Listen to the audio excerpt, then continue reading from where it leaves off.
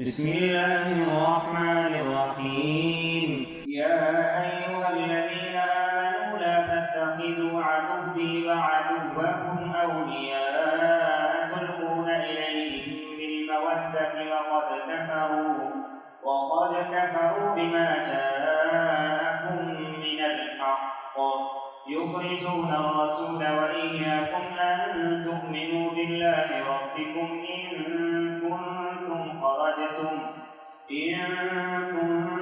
خرجتم جهادا في سبيلي وابتغاء مرضاتي تسرون إليهم بالمودة وأنا أعلم بما أخفيتم وما أعلنتم ومن يفعله منكم فقد ضل سواء السبيل.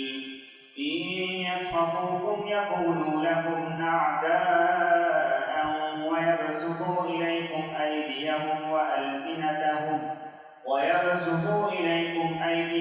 وألسنتهم بالسوء وودوا لو تكفرون.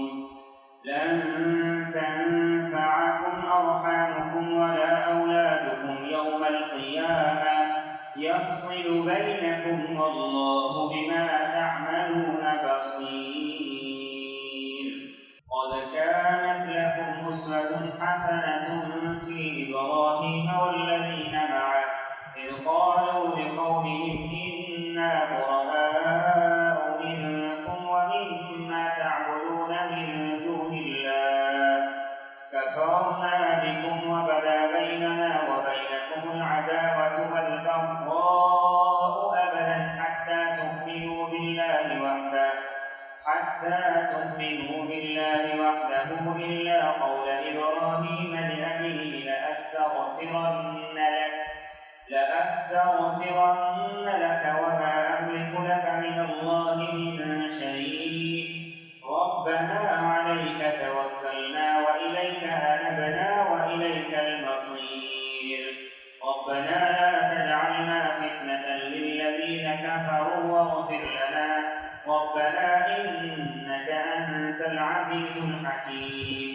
لقد كان لكم فيهم أسوة حسنة لمن كان يرجو الله واليوم الآخر ومن يتول فإن الله هو الغني الحميد.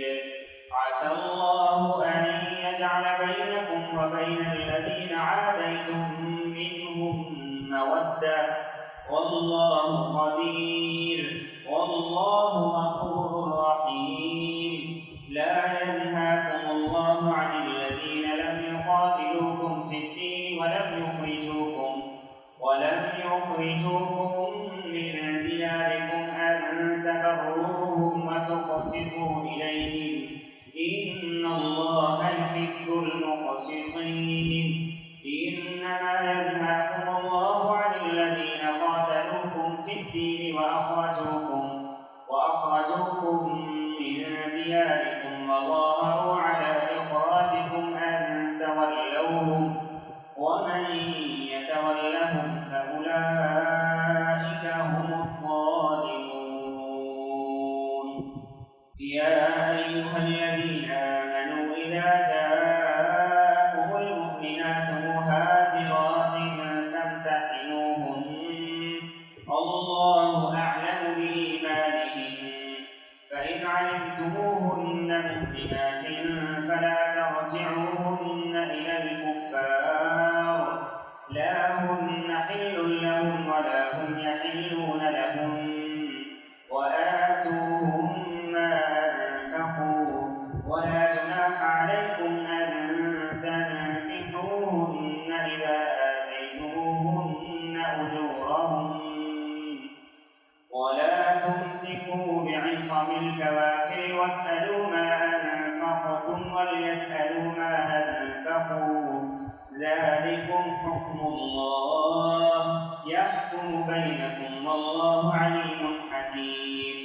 وإن فاتكم شيء من أزواجكم إلى الكفار فعاقبتم فآتوا الذين ذهبت أزواجهم مثل ما أنفقوا واتقوا الله الذي أنتم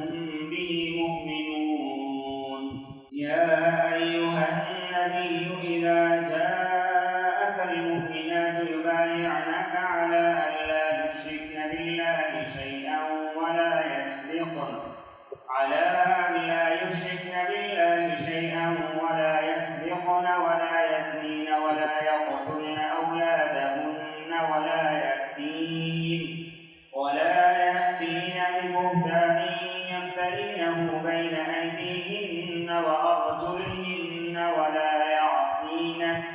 ولا يعصينك في معروف فبايعهن واستغفر لهن الله إن الله غفور رحيم.